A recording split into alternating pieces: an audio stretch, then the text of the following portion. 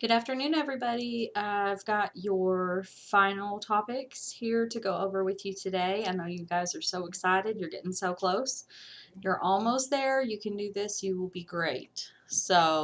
I've got this PowerPoint I'll go over with you guys, and I guess just holler at me if you have any questions. So,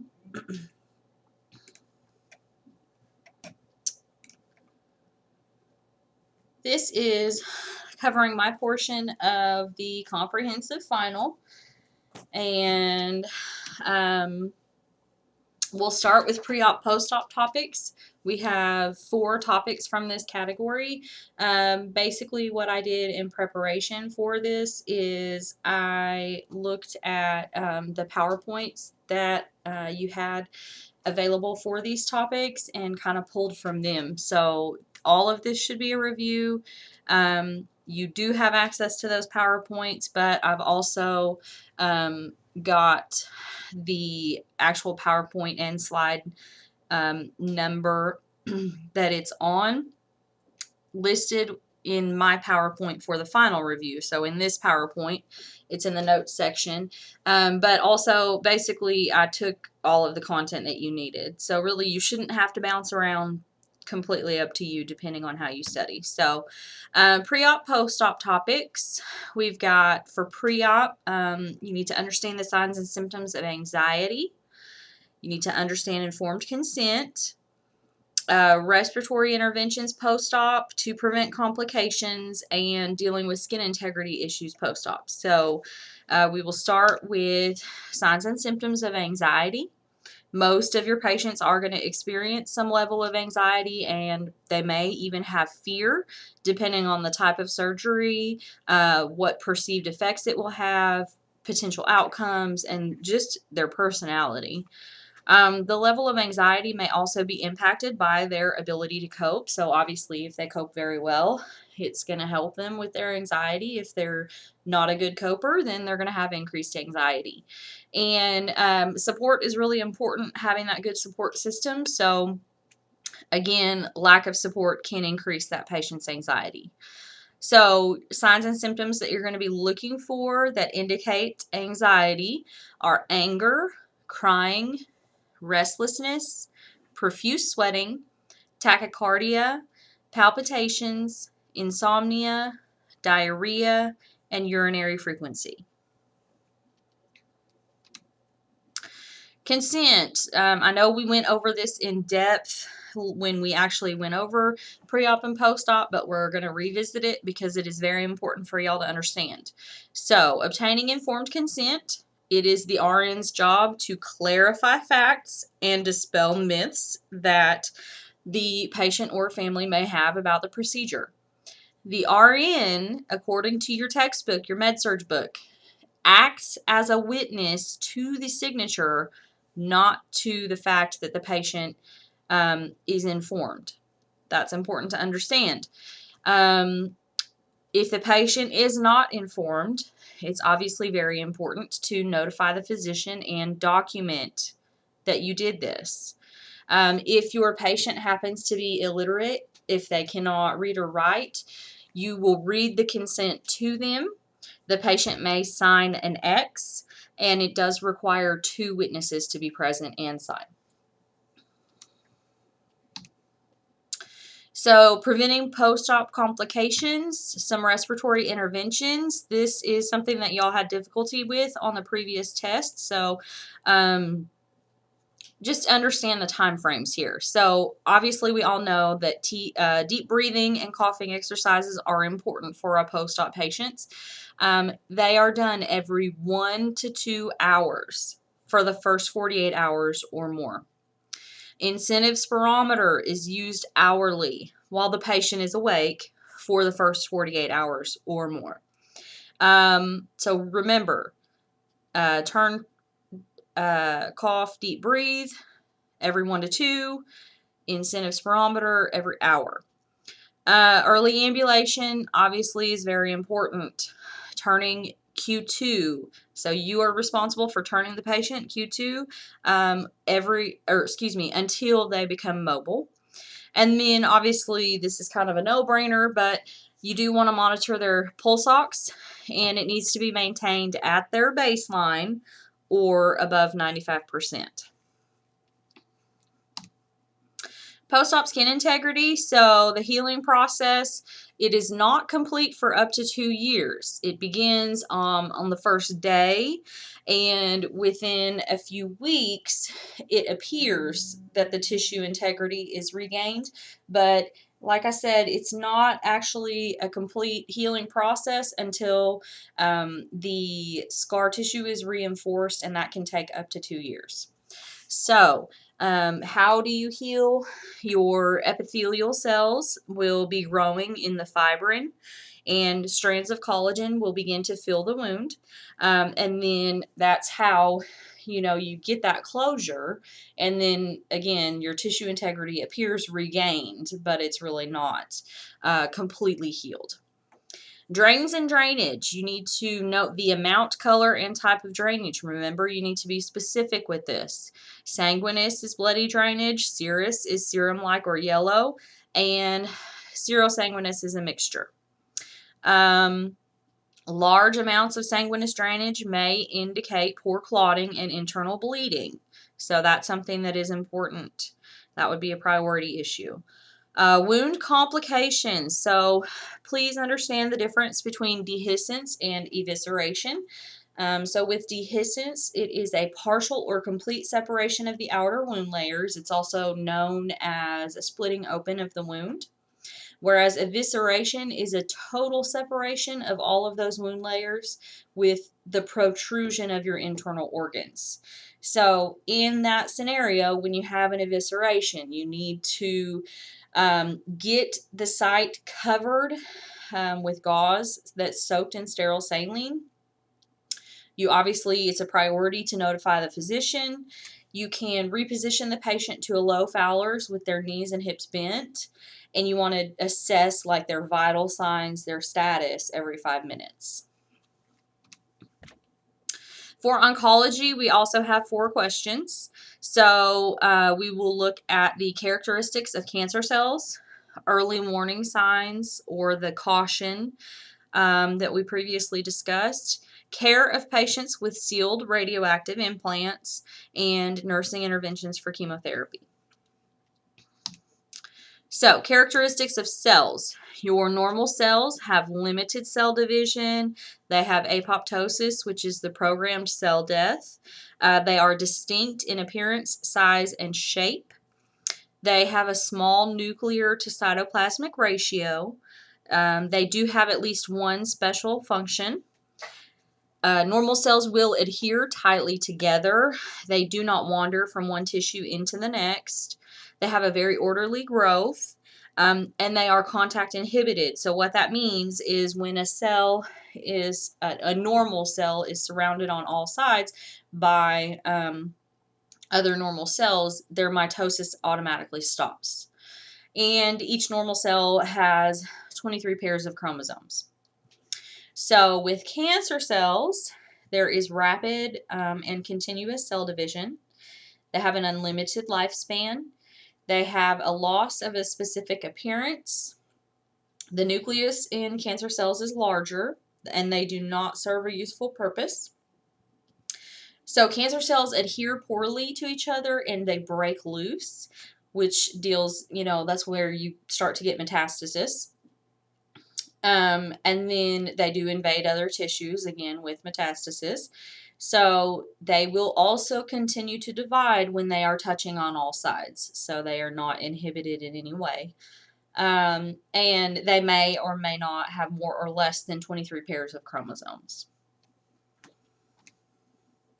Early warning signs of cancer. This is that caution mnemonic. So C is a change in bowel or bladder habits. A is a sore throat that does not heal.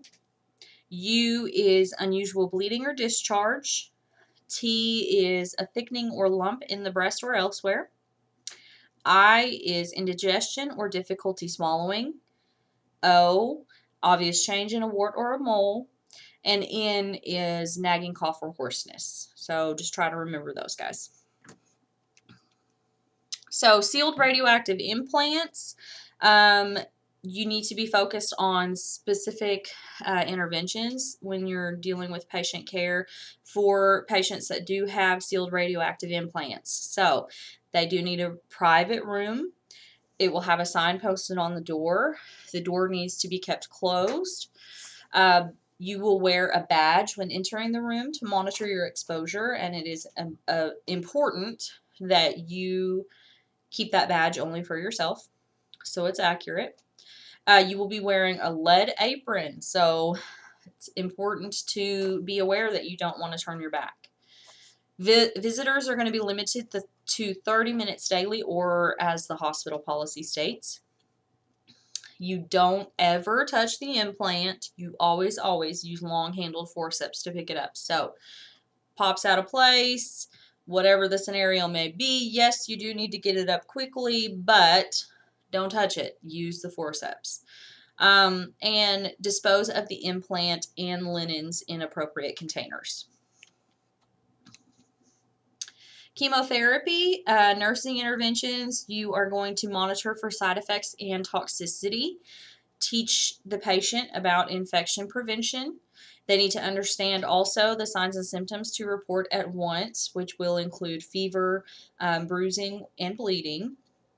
You want to administer antiemetics, and prevention is really the key here. So even if they aren't nauseated, you do want to keep them from becoming nauseated. So this isn't one of those scenarios where you wait until it happens before you treat it. You really want to pre-treat it.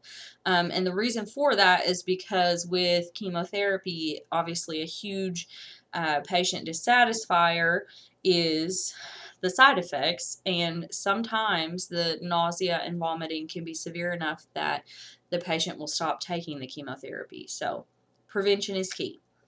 You really want to encourage fluids, teach proper oral hygiene because they can get those sores in their mouth, and refer them to community resources and assistance programs. So a lot of times there's programs that will help them obtain wigs, may provide financial assistance, and then support groups are very important for the patient and the family.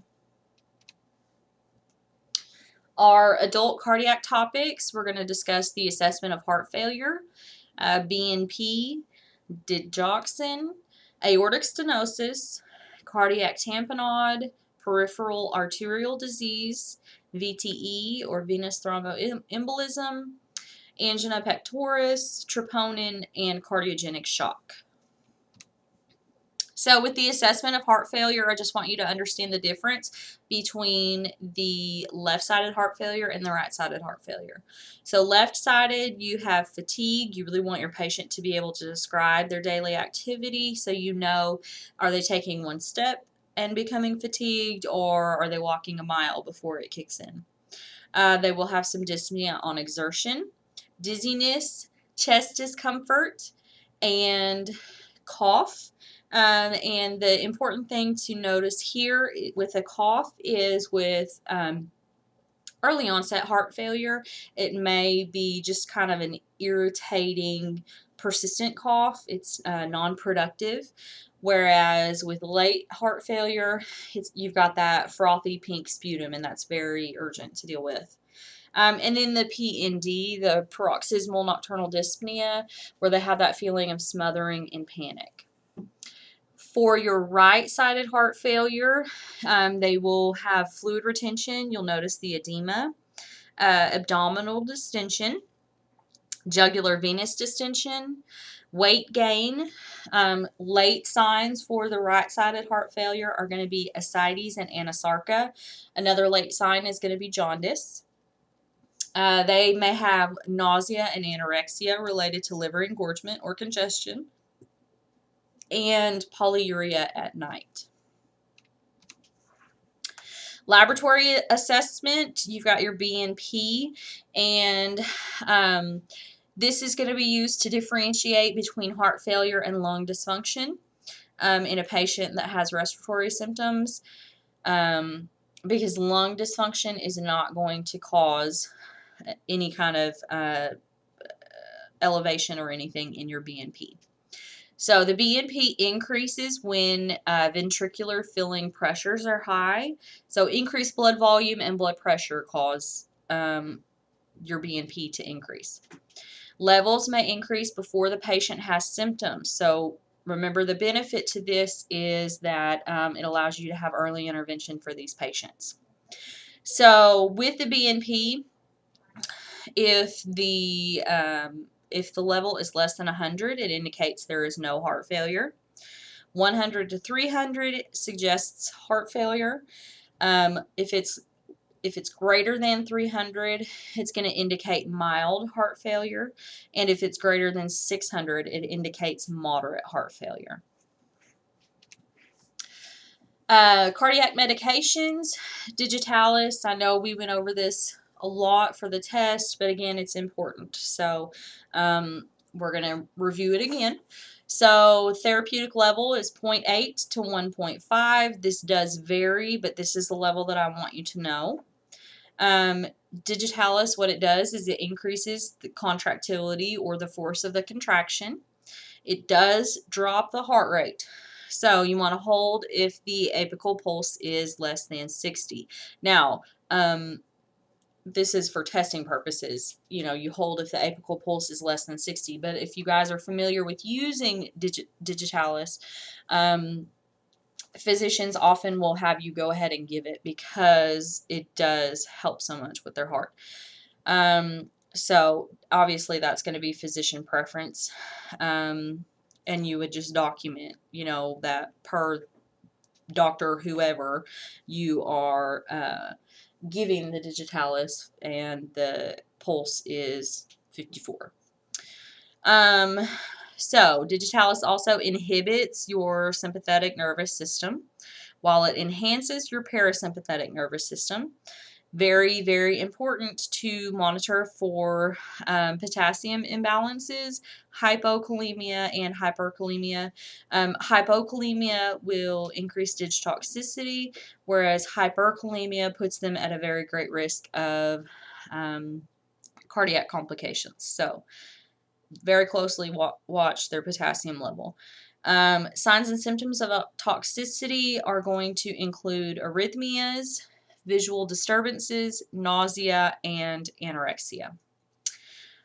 And then you've got your little picture here that goes over that more.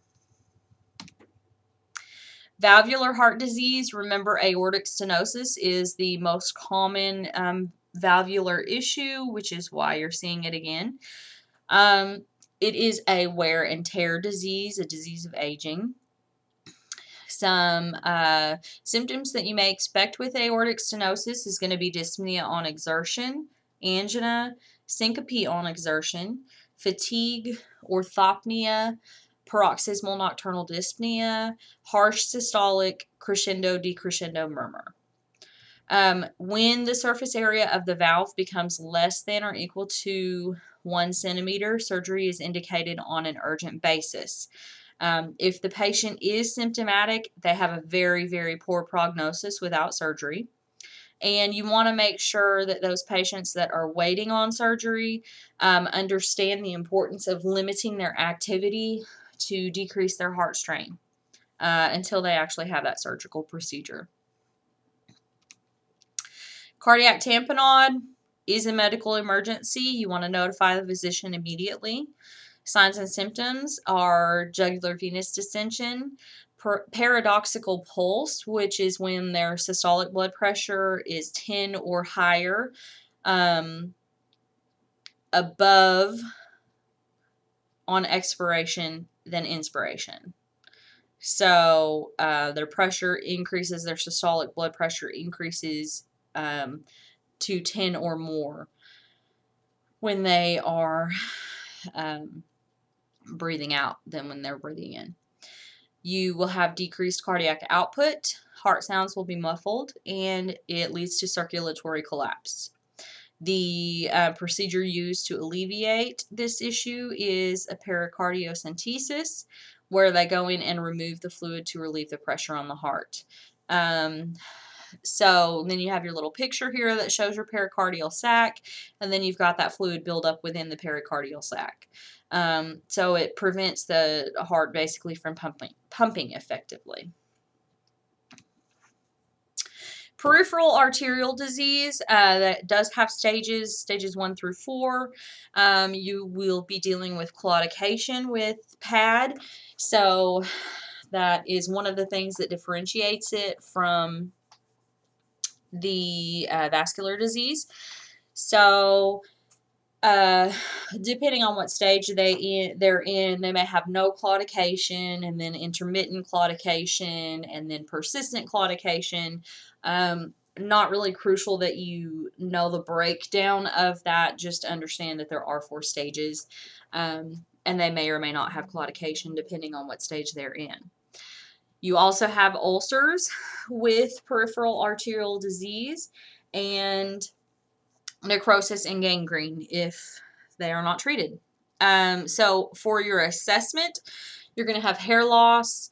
The patient will have dry, scaly skin and thickened toenails. They will have pallor when the extremity is elevated and rubor when it is lowered, and this is a classic sign, the rubor is, of peripheral arterial disease. You want to make sure that you're comparing your bilateral pulses. That's something that needs to be monitored pretty closely.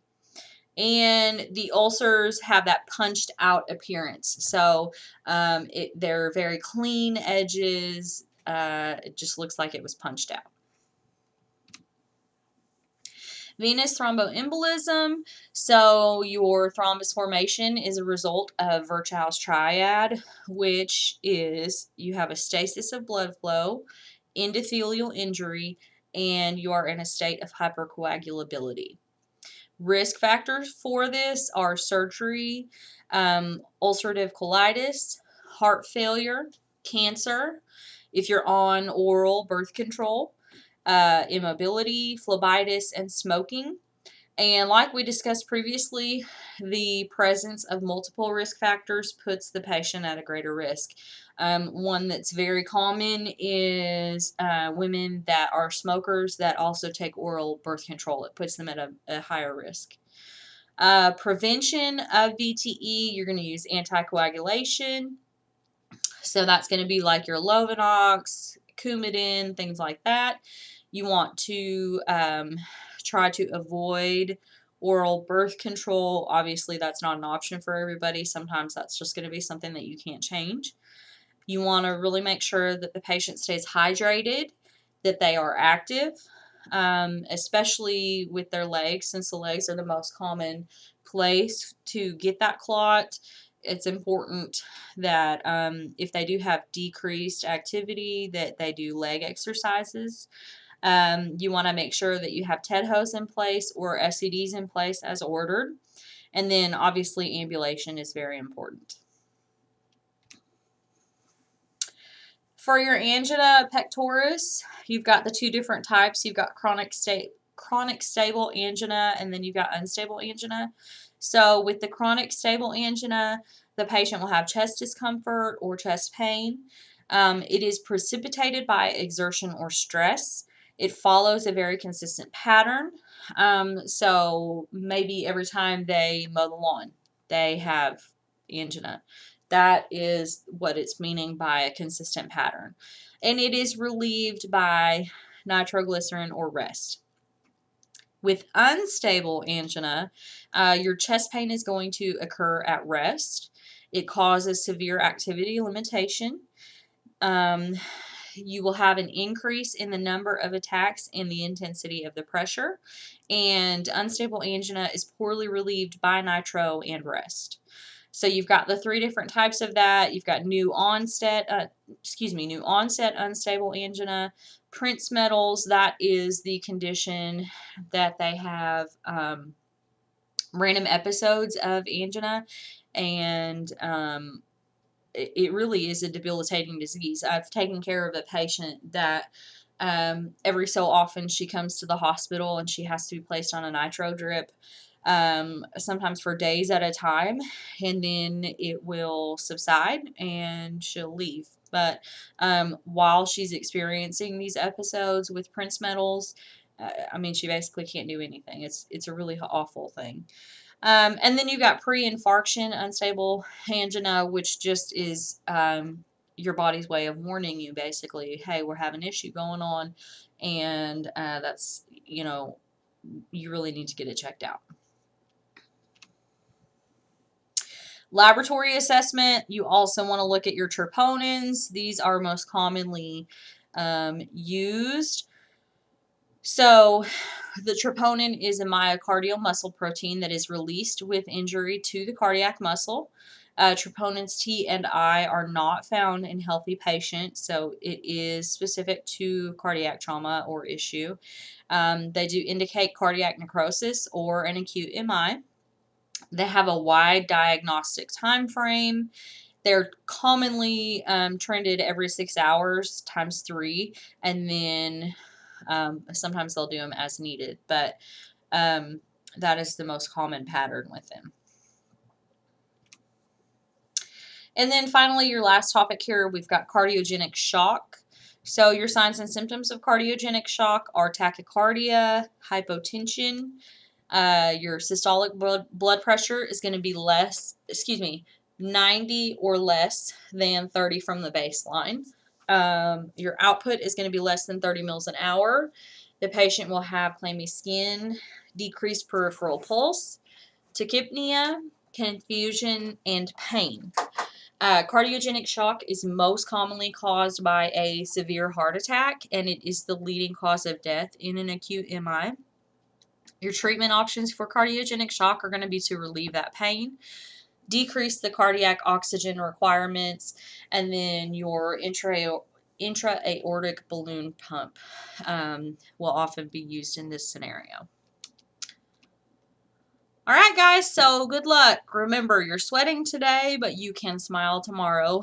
Graduation is almost here, and I'm so excited for you all. So, again, if you have any questions or concerns, just holler at me, and we'll see what we can get figured out. I hope y'all have a great week.